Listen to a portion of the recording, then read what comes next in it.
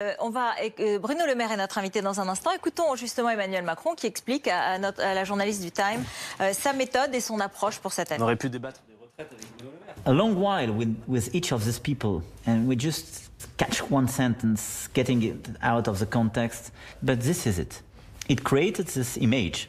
Politics is also about perception. My challenge is to listen to people much better than I did at the very beginning.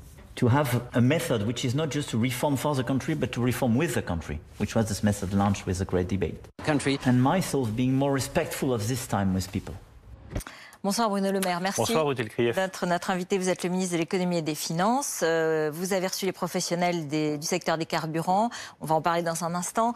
Mais là, vous venez d'entendre le président. Je veux réformer avec les Français, pas pour les Français seulement ou contre eux éventuellement. Et du coup, on a l'impression que vous avez renoncé dans le budget 2020. Vous êtes le ministre de l'économie, à baisser le déficit plus vite ou à baisser plus vite ou aussi vite que promis la dette, parce que justement, il ne faut pas faire de peine ou il faut faire attention aux Français, c'est vrai ? Non, on n'a toujours pas renoncé à un objectif auquel je tiens beaucoup, qui est le rétablissement de nos comptes publics. Donc nous allons avoir un niveau de déficit qui est un des plus faibles de ces dernières années. Mais qui est supérieur à celui qui était prévu. Oui, mais on est dans l'épaisseur du trait. Ce qui compte, c'est la direction. La direction, c'est le rétablissement des finances publiques. C'est le désendettement du pays, même s'il se fait à un rythme qui est plus lent, parce qu'on a des taux d'intérêt qui sont négatifs, donc on peut le faire à un rythme plus lent. Mais je pense qu'il ne serait pas responsable d'abandonner ces objectifs de réduction de la dépense publique et de réduction de la dette publique. Parce qu'un jour ou l'autre, les taux d'intérêt vont remonter, il faudra payer la charge de la dette, et on sera bien content d'avoir continué, comme nous le faisons, la réduction de la dette publique. Un mot justement toujours sur ce budget 2020, qui est d'actualité, puisque apparemment des députés de votre majorité parlent de raboter, parce qu'il faut trouver de l'argent du coup, évidemment. Puisqu'on est un peu moins, on est un peu plus généreux. Alors ils veulent raboter le crédit d'impôt des ménages aisés qui bénéficient d'emplois à domicile. Et selon Le Figaro, seraient visés 20% des foyers les mieux lotis, les mêmes qui ne bénéficieront pas ou peu de la baisse d'impôts estimée à 5 milliards. Quelle réponse faites-vous comme ministre de l'économie ? Je réponds, comme j'ai eu l'occasion de le dire aux députés de la majorité, que ce n'est pas une bonne idée.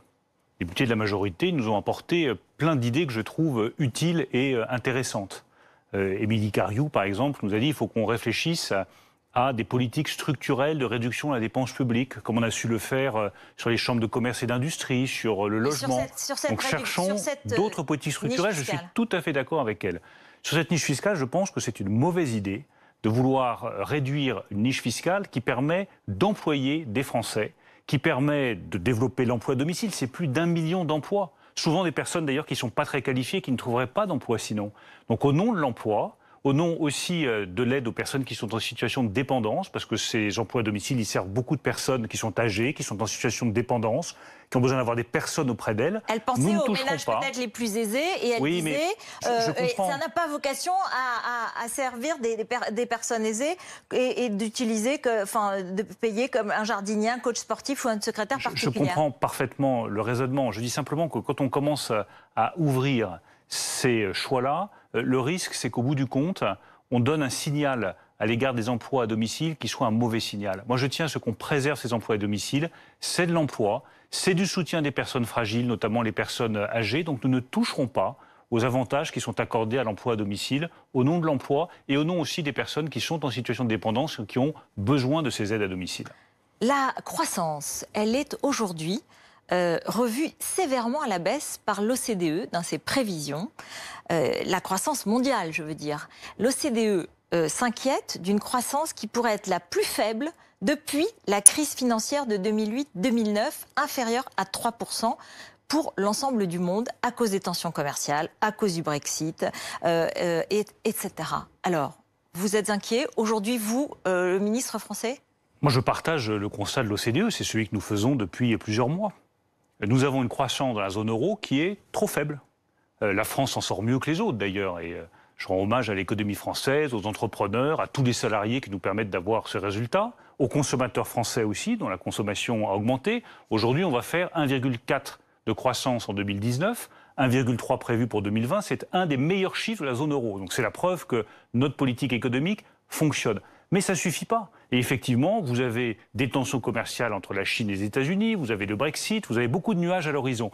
Donc il faut que les États qui ont la marge de manœuvre nécessaire, ceux qui ont une situation de finances publiques qui est meilleure que la nôtre, puisque nous sommes en train de la rétablir, investissent plus, dépensent plus d'argent public. Là où je pense que nous sommes dans la bonne direction, c'est qu'aujourd'hui, j'ai réuni à Paris le ministre de l'économie allemand, le ministre des Finances allemand, et ils sont d'accord pour reconnaître qu'il faut une stratégie de croissance pour la zone euro. C'est la première fois que nos amis allemands acceptent de reconnaître qu'il faut une stratégie de croissance qui va reposer sur plus d'investissements, par exemple sur les énergies renouvelables, sur la lutte contre le réchauffement climatique. Mais Bruno, le seul point de désaccord, c'est sur le délai. Effectivement, parce que l'Allemagne est un peu en cause. En réalité, on a besoin un peu d'une relance de l'Allemagne. C'est elle qui a le plus de moyens pour investir. Exactement. Et on voit bien que ça n'est pas décidé, ça n'est pas clair.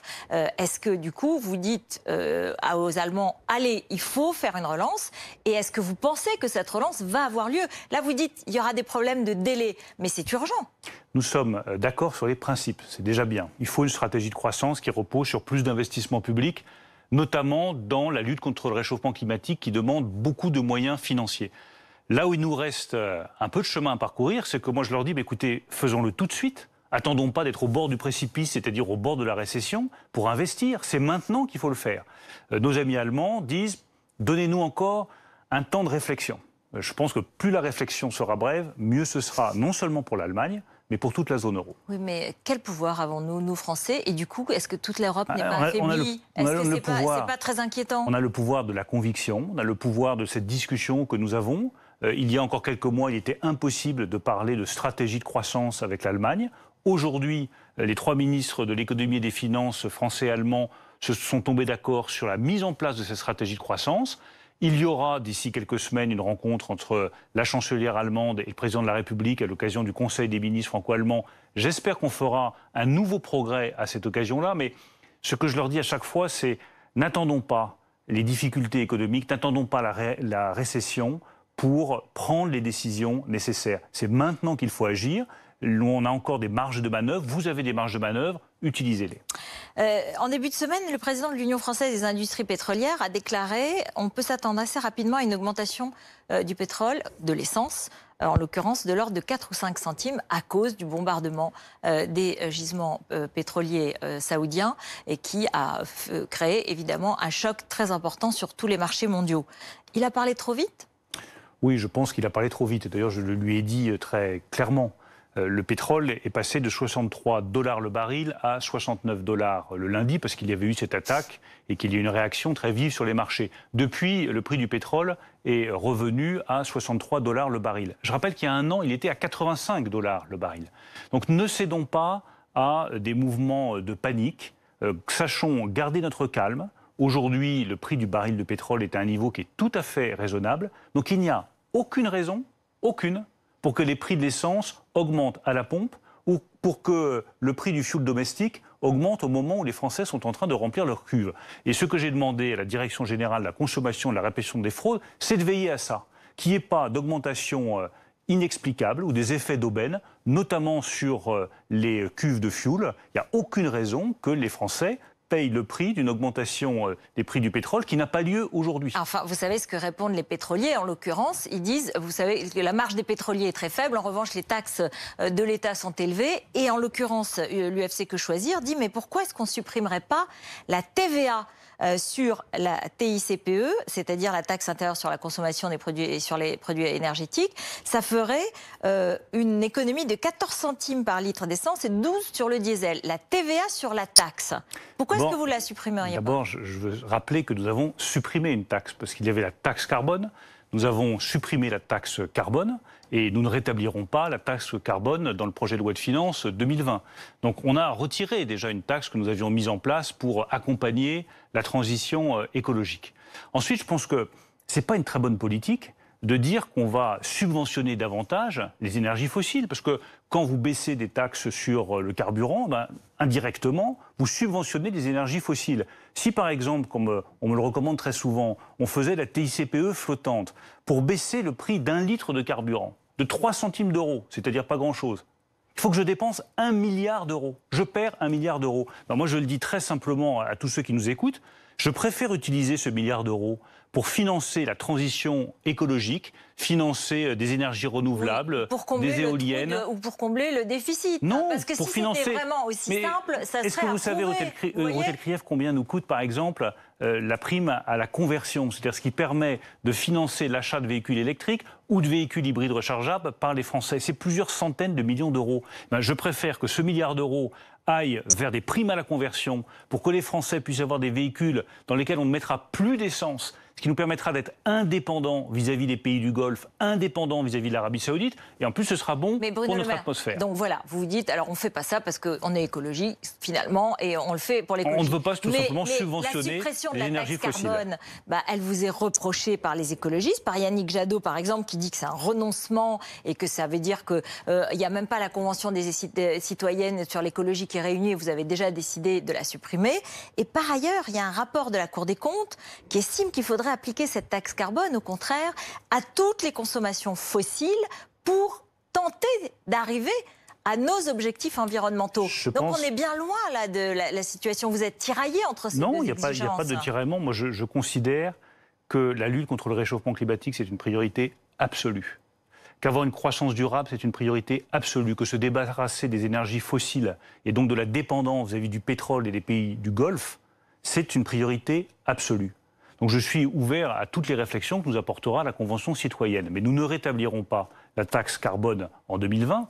En revanche, qu'on réfléchisse beaucoup plus à la taxe carbone aux frontières, à tous ces produits qu'on importe, qui sont pleins de carbone, et qui font que notre bilan carbone, au bout du compte, n'est pas bon en France ou en Europe, à la frontière européenne. Mais ça, il faut qu'on accélère les travaux. Moi, je suis très en faveur de cette taxe carbone aux frontières que défend le président de la République. Je souhaite que tous les pays européens puissent se mettre rapidement d'accord là-dessus pour qu'on n'importe pas le carbone des autres. Si on fait des efforts, nous, et que les autres n'en font pas, on ne va pas aller très loin pour la planète. Et notre objectif, c'est évidemment que tout cela soit bon pour la planète. Le président de la République, vous avez entendu, il a parlé d'immigration. Il a dit, si on ne veut pas être un parti de bourgeois, il faut parler de l'immigration, parce que ça, c'est les classes populaires qui le font. Pourquoi est-ce qu'on ne parlerait pas d'immigration ?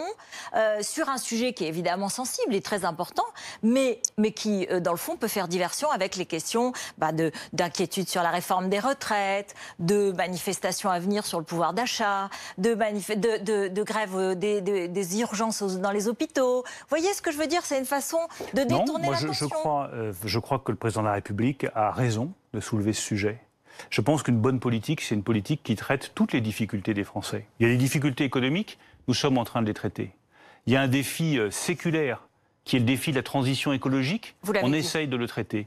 Et puis, il y a un sujet sur l'immigration, bien entendu. Regardez les chiffres, regardez les chiffres de la demande d'asile. Ils ont augmenté fortement en France au cours de l'année passée. Quelles mesures vous prendriez, vous, Bruno Le Maire? Regardons si notre politique d'asile est la bonne. Regardons comment est-ce que l'on peut unifier les règles d'asile partout en Europe. Oui. Regardons si on peut améliorer des choses sur... L'aide médicale d'État? Est-ce qu'il faut la réformer? Pourquoi est-ce qu'on écarterait d'emblée des sujets qui peuvent se poser sur l'aide médicale d'État? Est-ce que le panier de soins est le bon ou pas? Je n'en sais rien. Quel est votre avis? Mais rien n'exclut de poser ce sujet sereinement. Vous étiez pour la suppression, vous étiez pour la suppression de l'aide. J'étais pour un encadrement plus strict de l'aide médicale d'État. Et je pense qu'il peut y avoir des décisions à prendre sur l'aide médicale d'État. Mais je souhaite qu'une grande nation, adulte comme la France, puisse se poser sereinement des questions aussi importantes que de savoir qui est-ce que nous accueillons chez nous, suivant quelles règles et avec quels objectifs. C'est ça la question qu'a voulu poser le président de la République en mettant ce débat sur l'immigration. Et je soutiens totalement cette idée-là. Non, je pense que c'est pour simplement traiter un sujet qui se pose. Les demandes d'asile ont fortement augmenté en France. Il faut apporter des réponses. Vous, comme ministre, vous avez, Le Point a révélé que vous et Gérald Darmanin, vous aviez reçu au ministère de l'Économie une lettre de menace de mort. Et que, une menace de mort manuscrite avec 3 balles de revolver scotchées sur le courrier. Vous avez porté plainte? J'ai porté plainte, mais je vais vous dire, moi, ce n'est pas à cette lettre que je pense. Je pense à la dégradation de l'esprit public en France, aux violences contre les élus, aux violences contre les députés, qu'elles soient verbales ou qu'elles soient physiques, aux menaces, aux intimidations dont des maires peuvent être les victimes. Je suis préoccupé par la dégradation de l'esprit public en France et par la banalisation de cette violence, de ces mots, de ces tweets parfois assassins, de ces injures que l'on peut lancer ou de ces menaces physiques qui perturbent notre démocratie. Ce qui est en jeu aujourd'hui partout en Europe et pas simplement en France, c'est notre démocratie. Comment est-ce qu'on peut garder des débats sereins, sans violence, sans attaque physique entre nous, sans menace? Je crois que c'est ça l'enjeu aujourd'hui. Une dernière question. Quand Jean-Luc Mélenchon dit que la justice lui fait un procès politique... Eh bien, je pense, Outel Krief, que Jean-Luc Mélenchon joue un jeu dangereux et qu'il joue avec le feu. J'ai regardé les images, il s'est mal comporté. Il s'est mal comporté dans son langage et il s'est mal comporté vis-à-vis de ceux qui nous protègent, les policiers, les forces de l'ordre. Il y avait François Fillon, Nicolas Sarkozy, d'autres ont dit que c'était des procès politiques. Quand on commence à attaquer la justice et les institutions, on menace la République. Merci beaucoup. Merci d'être venu sur notre plateau. Face à Duhamel, c'est tout de suite. La justice est-elle libre? Face à Eugénie Bastier, la journaliste du Figaro. On débat. À tout de suite.